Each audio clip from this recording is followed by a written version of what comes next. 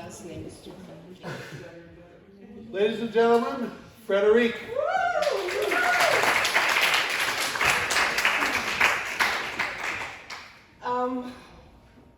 This is Dovic the robot. A huge robot in a theme park, not so unusual. A friendly, huge robot in a theme park, also not so unusual. But a Dovic, the huge robot of this story in a theme park, would turn out to be an unusual attraction. He needed adjusting.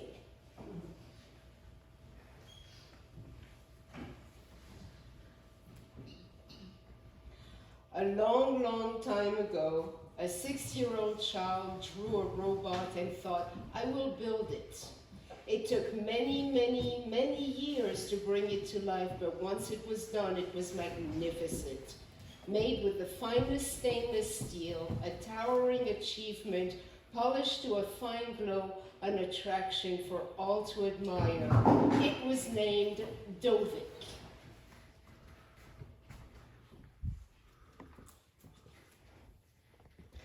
A special place had been reserved in the theme park for Dovic.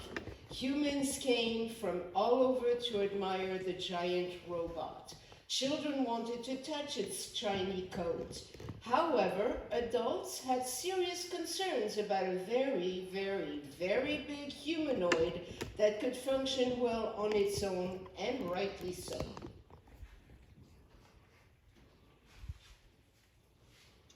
Dovic was programmed only to protect himself. Boru had not had time to give his robot the ability to use common sense. The mechanical being thought it was ready for the world. It had waited for this forever and ever and ever, so it rolled out of the lab in a rush to show off its shiny coat. Many humans had anxiously awaited its debut, but Dovic was not friendly. Stand clear of me, it demanded, or I will zap you all.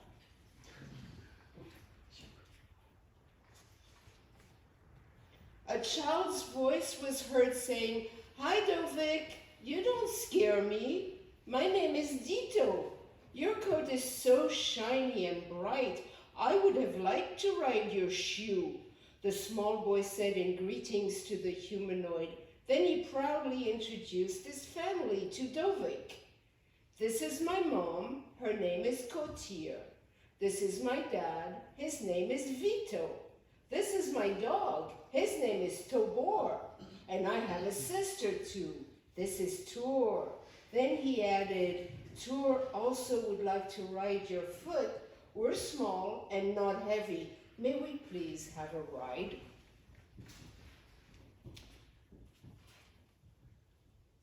Stand back, kiddos, Dovic shouted.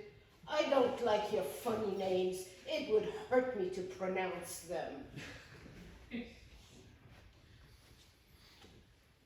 Dovic had never met a pet dog, but he was about to. Tobor came running and barking at the robot and raised his back leg at it and aimed a jet of warm pee-pee on one of its wheels. Tobor did not like Dovic's tone of voice toward Dito and toward his family. The sound of the dog's pee-pee on the robot was very loud against its hollow stainless steel.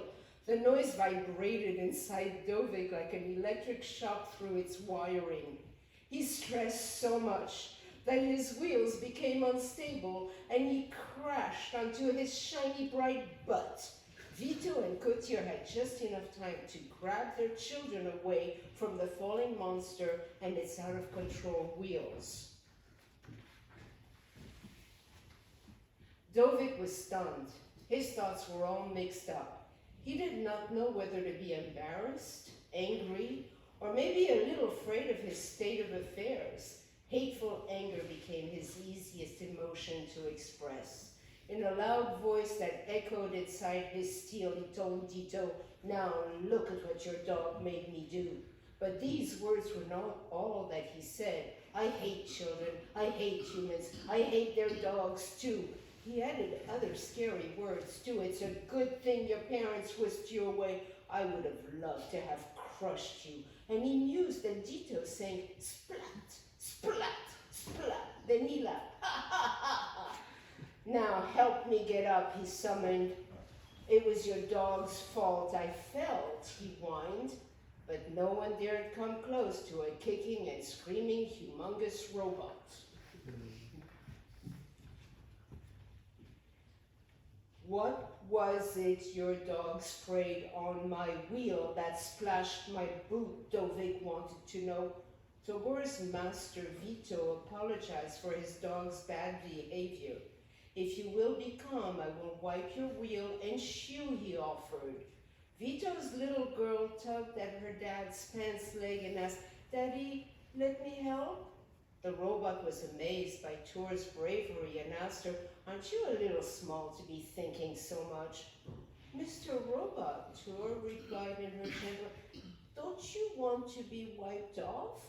Don't be silly, little girl. I should not have been wheezed on in the first place. And he flashed a fierce light from his eyes toward Tobor.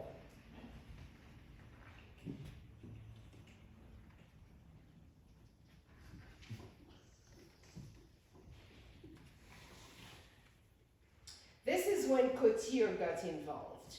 My daughter offered to wipe you. Can you please give her a yes or a no before you begin to corrode? To which Dovic replied, I can't rust or corrode. I'm made of the best stainless steel. It became obvious that there was no reasoning with this humanoid. So Vito placed his hands on Cotier's and Tour's and Dito's shoulders and urged them to walk away.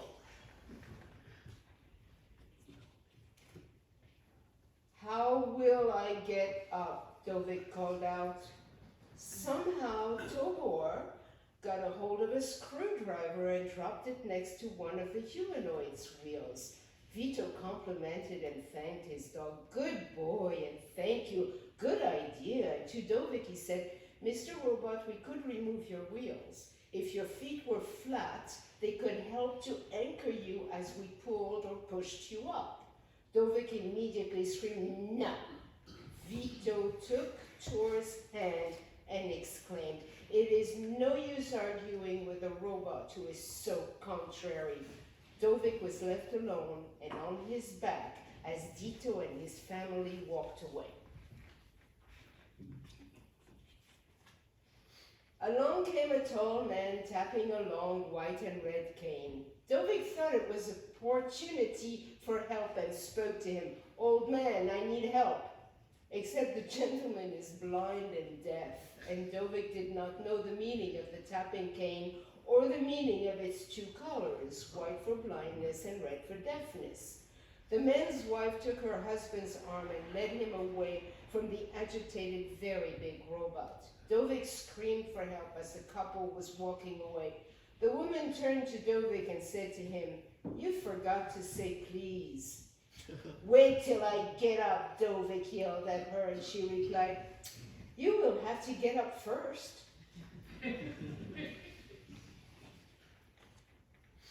Dovic began to have an epiphany. He was in trouble. He was not able to stand. His wheels made him roll and slip back down because his arms were too short. He could not use them to push himself up, and his attitude was in need of an adjustment.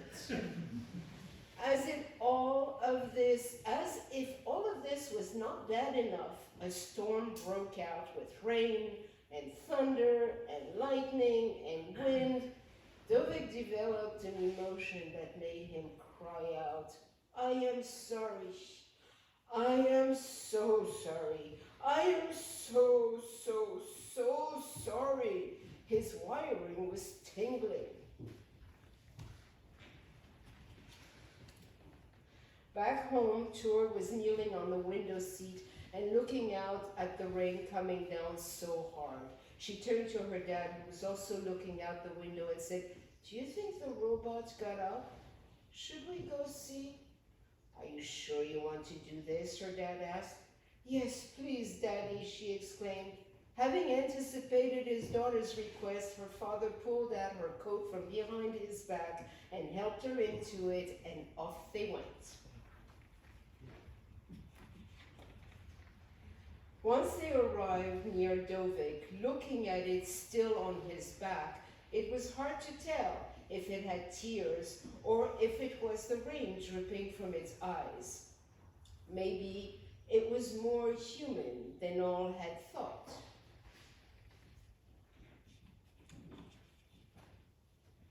Do you want our help, Mr. Robot Dovic? Asked Tour. We brought the screwdriver, her father added. Yes, please, Dovic kindly asked. Please help me to stand again. Vito proceeded to detach the wheels from Dovic, the robot's feet, and to lay them flat on the ground. Tour stood at a safe distance, holding on to the screws. Many wondered where was Boru, the robot's creator. It turns out that he was in the hospital. When Dovic wheeled itself out of the lab in a great big hurry, it accidentally knocked Boru unconscious. Also, Boru had to get stitches on his shoulder when one of his robot's wheels had scraped him. Yet, at the same moment that Dovic was being made to stand again, Boru was awakening, and his first thoughts were for his robot.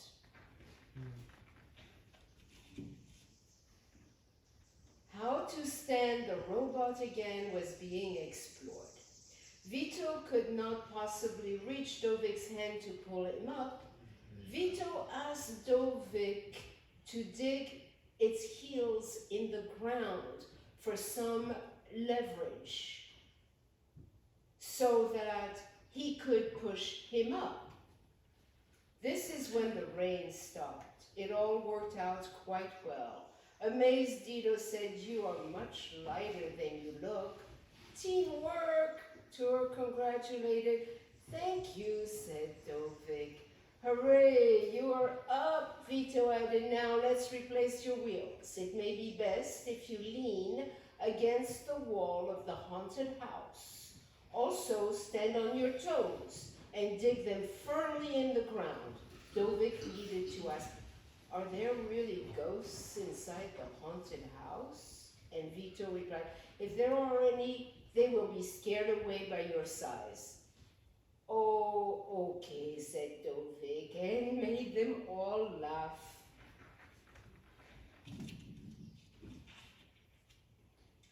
Once Dovic's wheels were replaced, it was best to return him to the lab. To ensure his stability, Tour and her father were at his sides, steering from where their hands could reach. In the distance, they could see Boru waiting for them, arms wide open and a great big smile of relief on his face. Dovic asked them to stop for a moment. He had a few parting words to share with them. "Will you and your family let me be your friend when I am renewed?" To which Vito replied, "If you still wish it so when you leave the hospital."